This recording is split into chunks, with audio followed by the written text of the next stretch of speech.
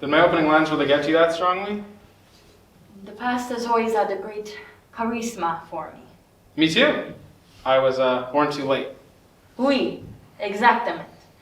For me, Bella Pegperi would have been perfect.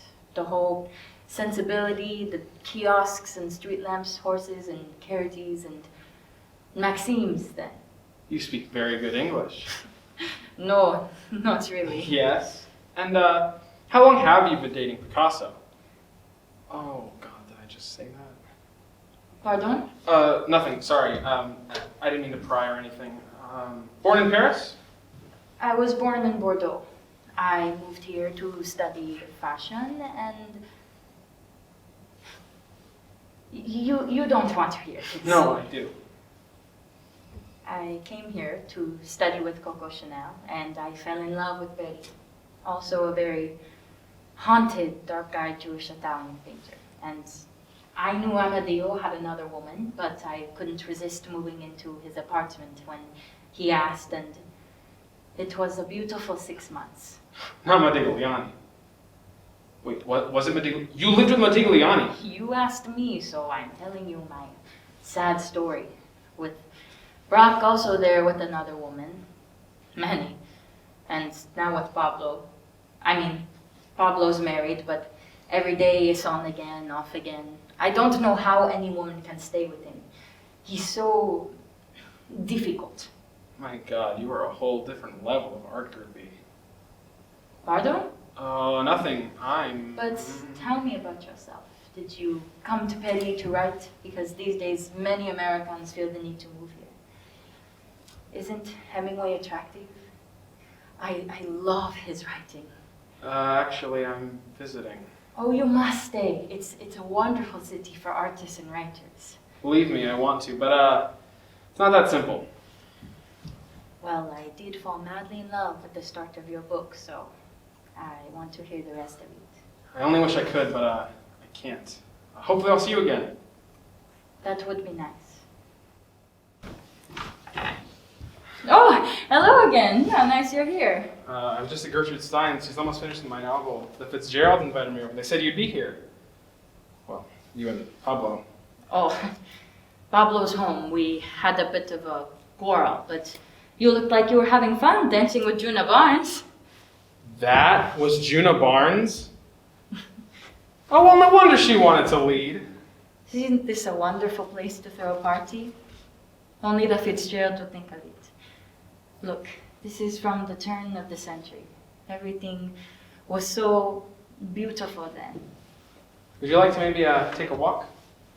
Sure. I hope it was nothing serious between you and Pablo. He's moody and possessive. Artists are all like children. Well, I understand what I want to paint you. You're so interesting to look at in a lovely way. And you're interesting in a lost way. Tell me more about your book. I don't want to talk about my book. I just want to enjoy Paris by night. I keep forgetting. You're only a tourist. That's putting it mildly. You know, I can never decide whether Betty is more beautiful by day or by night. There's no book or painting or symphony or sculpture that can rival a great city. All these streets and boulevards work as a special art form.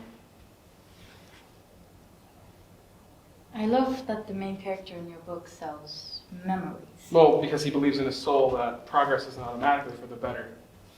Often quite the opposite.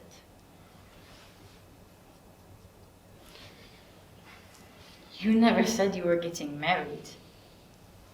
Yes, I mean, it's in the future. Well, good luck with your book. And your wedding.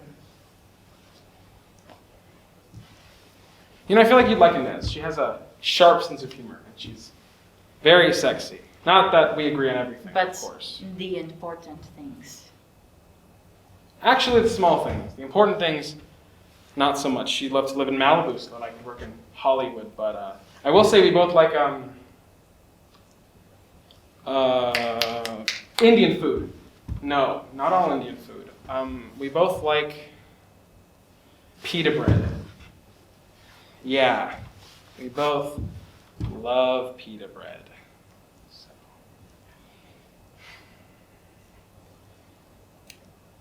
Well, I should go. Pablo will be missing me. Oh, I can walk you home. No, finish your drink. I live just around the corner. No, I wouldn't. I'd prefer to be by myself for a while. Thank you for this evening.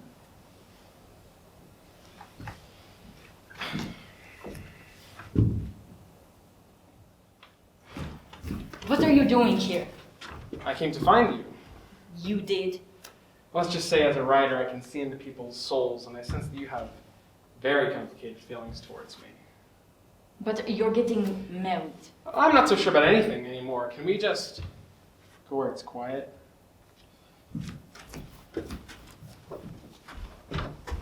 What are you doing?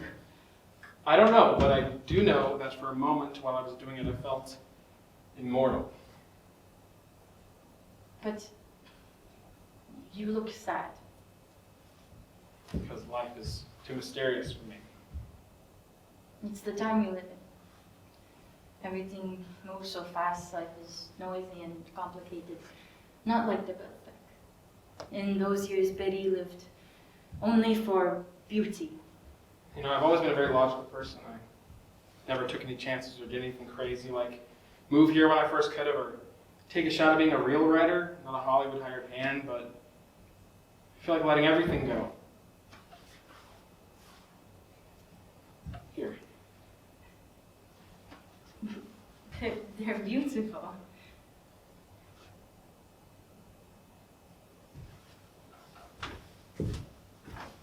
This is so beautiful. Everything we've seen of Bella Peck Betty, we're here. I don't know what it is about this city. Remind me to write a thank you note to the Chamber of Commerce. I never want to go back to the present. Never. Present. Yes, the present. It always seems worse than the past, but it can't be.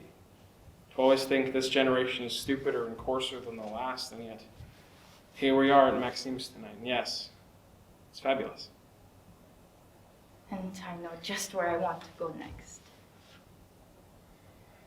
Can I speak with you a minute? Let's never go back to the 20s. What are you talking about? I think we should stay here. It's the start of Bella Peck. This is the most beautiful era Petty has ever known. But I love the jazz age. The 20s are full of strife and uncertainty. But think of it. Gil, the two of us, in a lovely Art Nouveau home. I'll work in the fashion world. I love styles. You can write. It's the age of Debussy and Guimard. Maybe you can meet Balzac. But what about the 20s and the Charleston and Cole Porter? That's the present. It's dull. Well, that's not the present for me. I'm from 2021.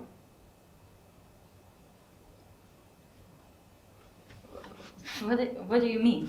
I dropped in on you just the way we're dropping in on the 1890s. You did?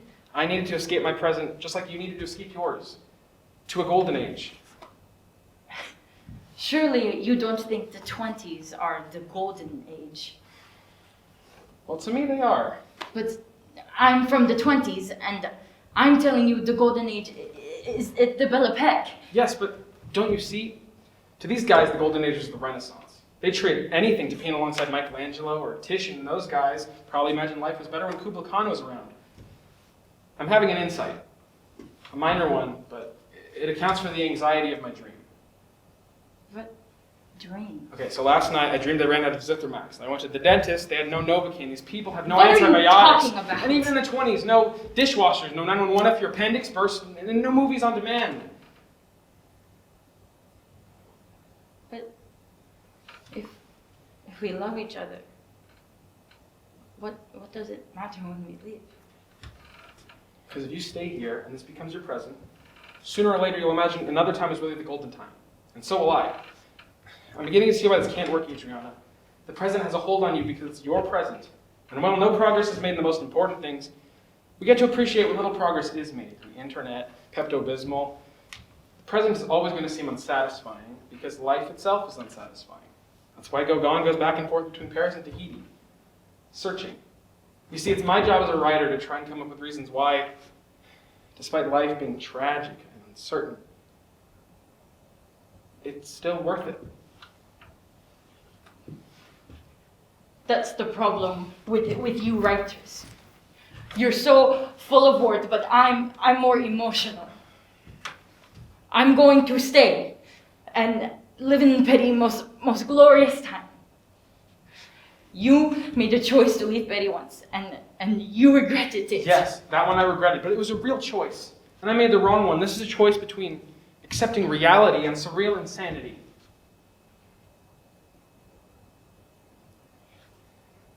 So finally, you do love Ines more than me. No. I love you. But this way lies madness, and if I'm ever going to write anything worthwhile, I have to get rid of my illusions, and that I'd be happier in the past is one of them.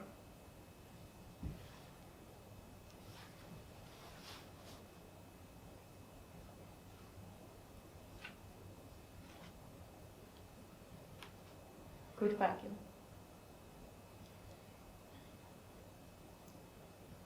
Goodbye, Adriana. Good luck.